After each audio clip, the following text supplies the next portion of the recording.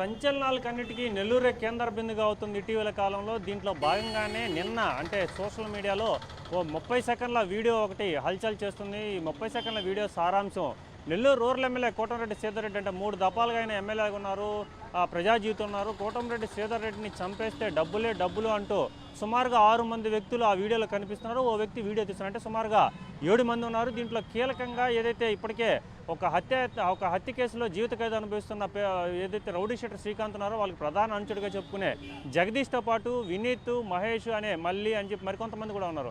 So వీళ్ళంతా కూడా పూర్తిగా మద్యం సేవించి ఉన్నారు. మద్యం సేవించి ఓ రూమ్లో మాట్లాడుకుంటూ తమని నియంత్రణ కోల్పోయి మాట్లాడుకున్నట్టు ఆ వీడియోలో చూస్తే తెలుస్తుంది. కానీ 30 సెకండ్ల వీడియో బయట వచ్చింది. కానీ ఆ పూర్తి నిడివి గల వీడియో ఎక్కడ ఉంది, అసలు ఆ వీడియో తీయడానికి మోటివ్ ఏంది, అసలు వాళ్ళ మాటలకి ఇంటెన్షన్ ఏంది, అసలు కోటంరెడ్డి శ్రీధర్ రెడ్డిని హత్య అనే పదం వాళ్ళ నోటికుండా ఎందుకు వచ్చింది, మరీ ముఖ్యంగా ఇప్పుడు ఇంకొక విషయం కూడా మాట్లాడుకోవాలి. అసలు ఈ వీడియో ఎప్పటిది, అంటే ఈ వీడియో ఎప్పుడు రికార్డ్ చేశారు, ఇప్పుడే ఎందుకు ఓపెన్ చేశారు. సో మొత్తం మీద ఇవన్నీ కూడా ఈ ప్రశ్నలన్నిటి కూడా సమాధానం పోలీసులు చెప్పాల్సి ఉంటుంది.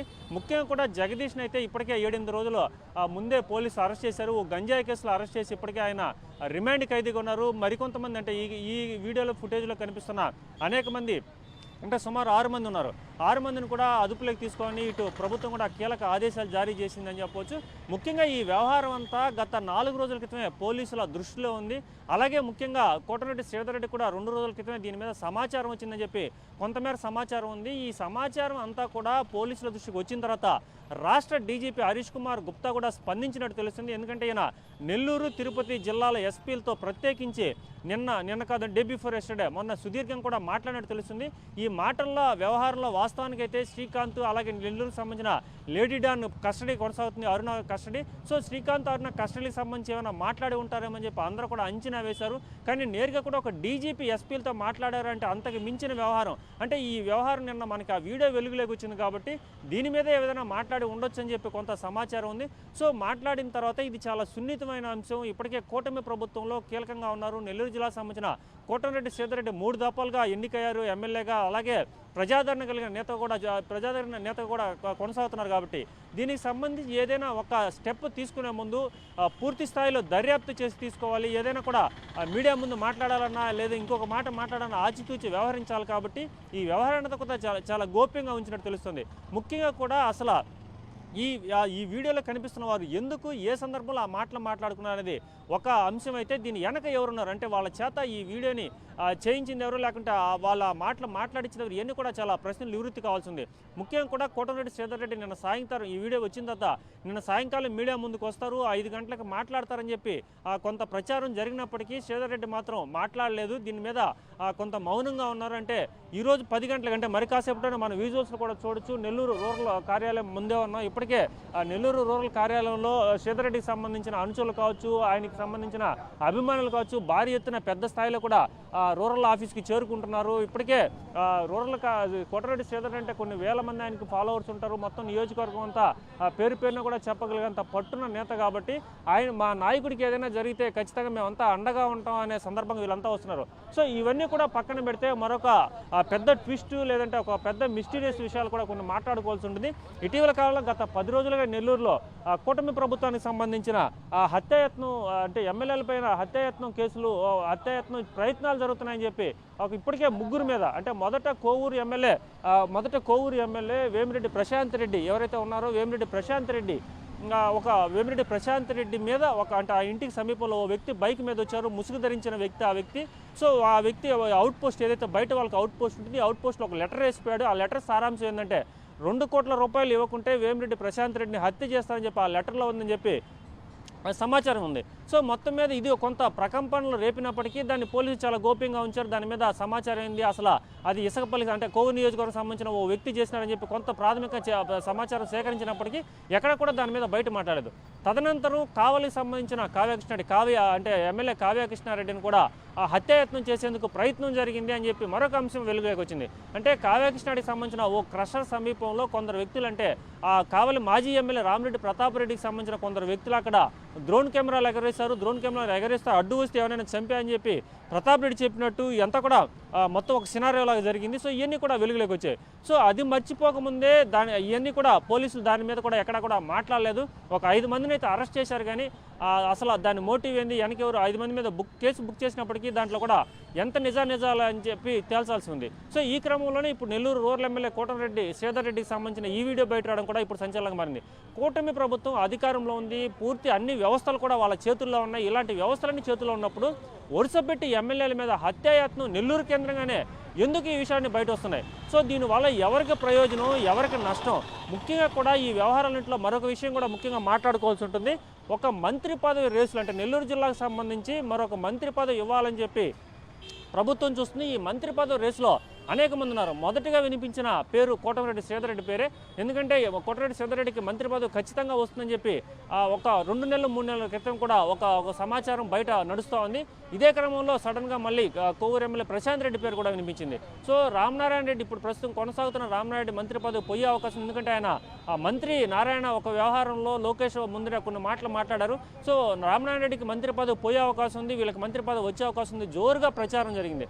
సో ఈ క్రమంలోనే గత 10 రోజులుగా నెల్లూరులో జరుగుతున్న ఈ సినారేసు ఎమ్మెల్యే ఏదైతే ప్రసన్న కుమార్ రెడ్డి వ్యాఖ్యలు చేశారని చెప్పి కొవ్వూరులో కొవ్వూరు మాజీ ఎమ్మెల్యే ప్రసన్న కుమార్ రెడ్డి ఇంటి మీద దాడి జరిగినప్పటి నుంచి కూడా ఈ కొవ్వూరు రాజకీయాలు మొత్తం కూడా మారిపోయాయని చెప్పవచ్చు. అప్పటి నుంచి కూడా మొత్తం సినారియోను మారిపోయిందని చెప్పొచ్చు.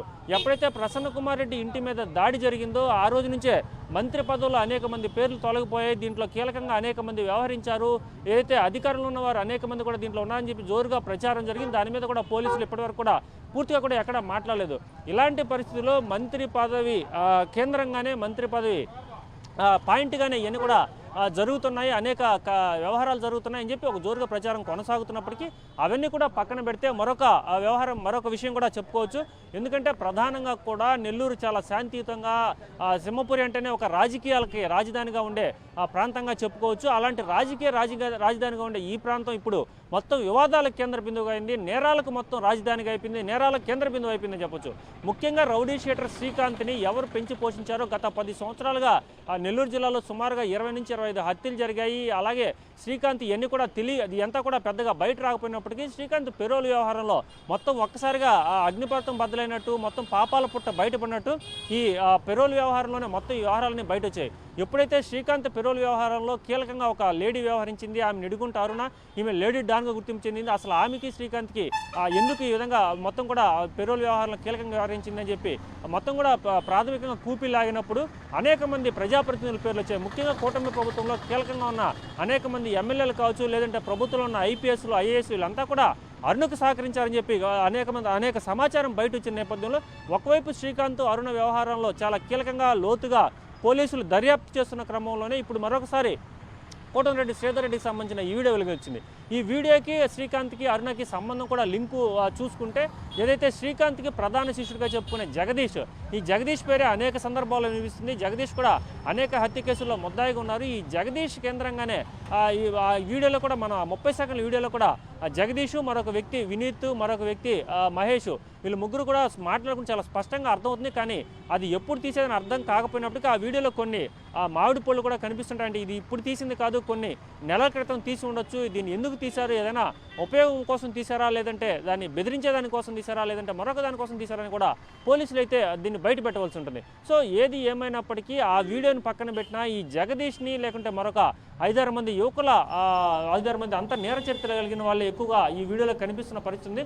సో మొత్తం మీద ఇప్పుడు 10 గంటలకి కోటమిరెడ్డి శ్రీధర్ రెడ్డి మీడియా ముందుకు రానున్నారు. మరి కాసేపట్లోనే ఆయనకి కోటమిరెడ్డి శ్రీధర్ రెడ్డికి ఎవరి మీద అనుమానం ఉన్నాయా, లేదంటే దీని వెనక ఎవరైనా ఉన్నారా, ఇన్ని కూడా కోటమిరెడ్డి చెప్తే కొంత మనకి సమాచారం తెలిసే అవకాశం ఉంది. అలాగే పోలీసులు కూడా దీని మీద లోతుగా దర్యాప్తు చేసి దాని వ్యవహారాలు బయట పెట్టవలసిన పరిస్థితి ఉంటుంది. ఎందుకంటే ఒక ఎమ్మెల్యే స్థాయి, లేదంటే ఒక పెద్ద స్థాయి ఉన్న వ్యక్తులకే ఈ విధమైన వ్యవహారం నడుస్తుంటే మరి నెల్లూరు జిల్లాలో సామాన్య ప్రజల పరిస్థితి ఏంటని చెప్పి అనేక మంది కూడా ప్రశ్నించుకుంటున్నారు. సో ఈ క్రమంలో మరి కాసేపట్లో కోటమిరెడ్డి శ్రీధర్ రెడ్డి ఏం మాట్లాడతారు, నిన్ననే ఈ విషయం తెలిసిన తర్వాత హోంమంత్రి కూడా అనిత కూడా నేరుగా కోటమిరెడ్డి శ్రీధర్రెడ్డికి ఫోన్ చేసి సంఘీభావం తెలిపినట్టు ఆయనకి తాము ఖచ్చితంగా ప్రభుత్వం మద్దతుగా ఉంటుంది, కోటమిరెడ్డి శ్రీధర్రెడ్డిని ధైర్యంగా ఉండాలని కూడా కొన్ని మాటలు చెప్పినట్టు మనకు కొంత సమాచారం తెలుస్తుంది. సో కోటమిరెడ్డి శ్రీధర్రెడ్డి, కోటమిరెడ్డి ఆయన సోదరుడు కోటమిరెడ్డి గిరిధర్ రెడ్డి ఇప్పటికే నెల్లూరు రూరల్లో గట్టి పేరున్న నేతలు కాబట్టి వాళ్ళు ఏ విధంగా వ్యవహరించబోతున్నారు, ఈ సంఘటన ఏ విధంగా చూడబోతున్నారు. ఇప్పటికే నెల్లూరు జిల్లాలో మొత్తం కూడా నేర సామ్రాజ్యం విస్తరించుకుపోయింది. ఈ నేర సామ్రాజ్యాన్ని పెంచి పోషించింది రాజకీయ నాయకులు, ఖద్దరు చొక్కాలు, లేదంటే కొంతమంది అధికారుల సపోర్ట్తో పెరిగిపోయింది కాబట్టి సో మొత్తం మీద ఇదొక అవకాశంగా తీసుకుని పోలీసులు గట్టిగా ఉక్కుపాదం మోపాలి, రౌడీ షీటర్ని, నేర ప్రభావం వల్ల అందరినీ కూడా వాళ్ళ నేర సామ్రాజ్యాలు పెకలించి వేయాలని చెప్పి ఇక్కడ స్థానికంగా ప్రజలు కోరుతున్నారు. సో మొత్తం మీద మరికొంతసేపట్లోనే ఈ వ్యవహారానికి సంబంధించి కోటమిరెడ్డి శ్రీధర్రెడ్డి మాట్లాడతారు కాబట్టి ఆ కీలక వ్యాఖ్యలు ఏం చేస్తారని చెప్పి తెలియాల్సిన పరిస్థితి ఉంది. ఇది తాజా పరిస్థితి. Fatima. Right, thank you Sagar.